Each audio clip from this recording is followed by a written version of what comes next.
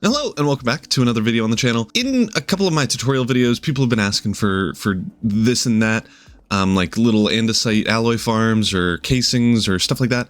So I thought, why not make a bunch of little farms that just help you out around either your base or whatever you're doing, just making things a little bit easier so that you don't have to craft everything yourself. So today I'm going to be covering 5 machines here, going from right here, andesite alloy, any of the andesite brass or copper casings, large or small cogwheels, shafts, and the big one, precision mechanisms. So to start, let's go over the andesite alloy thing. It is really quite simple. You just throw in iron nuggets and andesite, and it makes it for you. Throws it out down here, and it is that simple. You just need to power this one cogwheel in the back, or you could put it on the side if you wanted to. And it is so simple.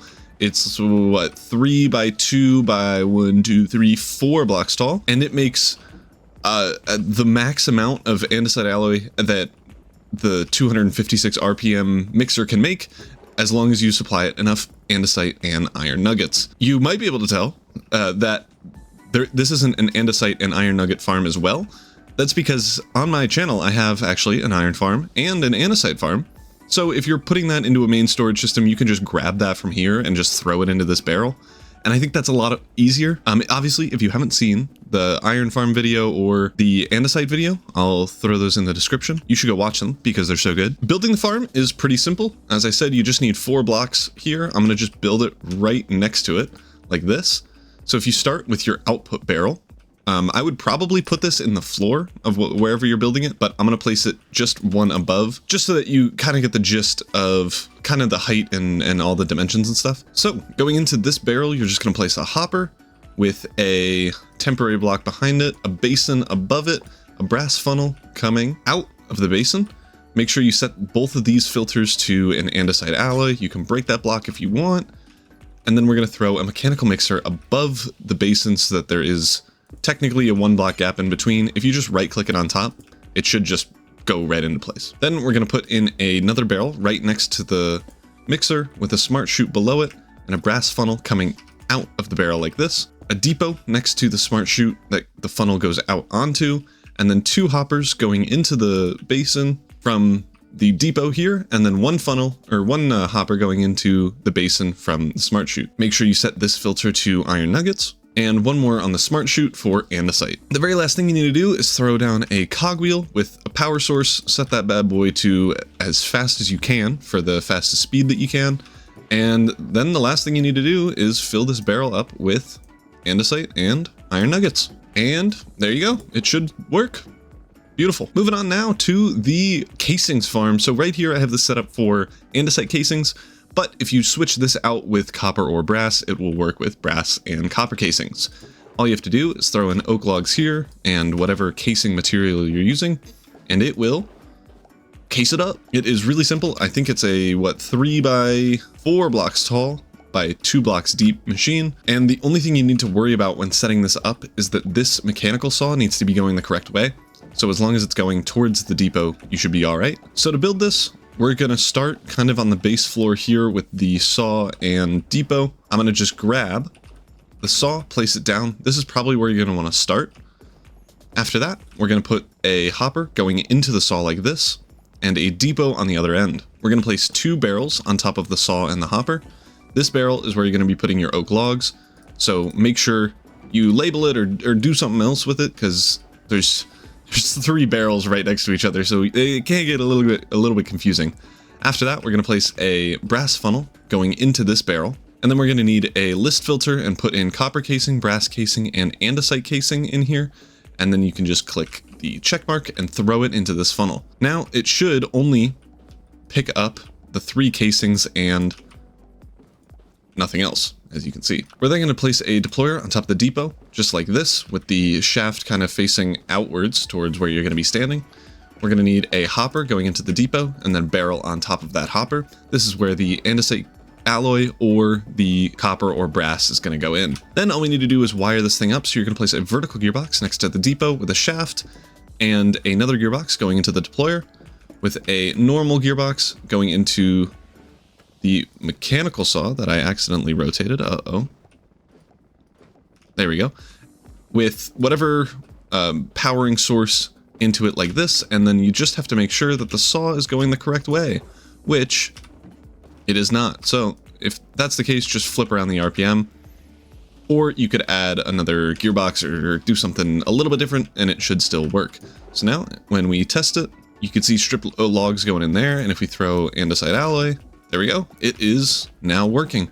It might be best if you set the filter here to a list filter holding andesite alloy, brass, and copper, just so that it doesn't accidentally pick up anything on the depot for some weird reason. So if we just set the list filter to andesite alloy, copper ingot, brass ingot, and put it up here, this will now never break.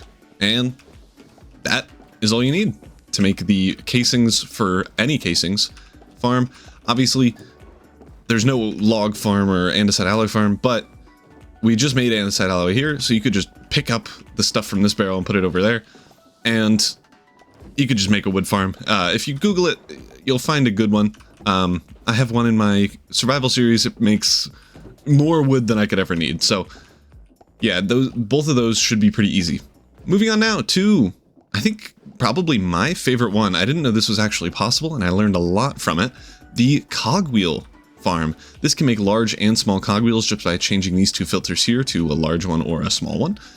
It is pretty compact. It's a little bit big on the back here, just because we needed to get everything in the correct direction. You need there's 3 saws in here that all need to go this way, and then a belt that also needs to go this way. But all you have to do is throw in andesite casings and oak logs in here, and it will start making small cogwheels.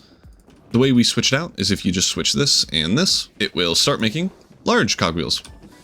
This is super cool because it takes 1 oak log and makes 6 planks, and the same with an andesite alloy, it chops it into 6 shafts, so you actually get more cogwheels if you're using small ones than you do andesite alloy and oak logs, which is awesome. Now to build this thing, it is what, 4 blocks deep, 4 blocks tall, and 3 blocks wide. To build this, we're just going to come over here. I'm going to build it in the floor this time because I hate consistency. So we're just going to place in a barrel and hopper in the ground like this. We're then going to place 2 mechanical saws like this, facing this way. Perfect.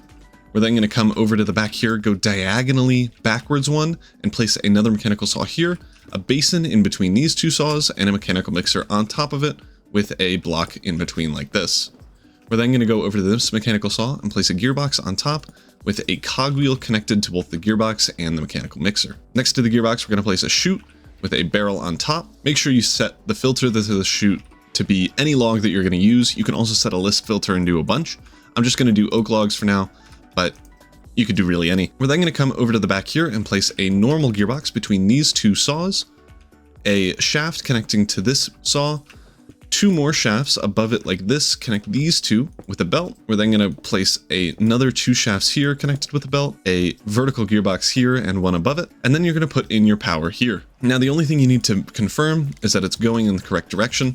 Probably the best way to see it is this shaft here. It should be going on the belt the opposite way of what it is right now. So if we just switch that, you should now be pushed towards the saw like this. We're then going to place a brass funnel facing outwards, and we're going to set the filter to andesite alloys with a smart chute here on top of this saw that should be going into the basin. We can check to make sure everything is working if we just put in a couple stacks of each. We should now be... Oh, this is a perfect example. You can see in here, it's making a bunch of stupid things like andesite bars, andesite ladders. We don't want any of that. So make sure you set the filter of this mechanical saw here to a shaft.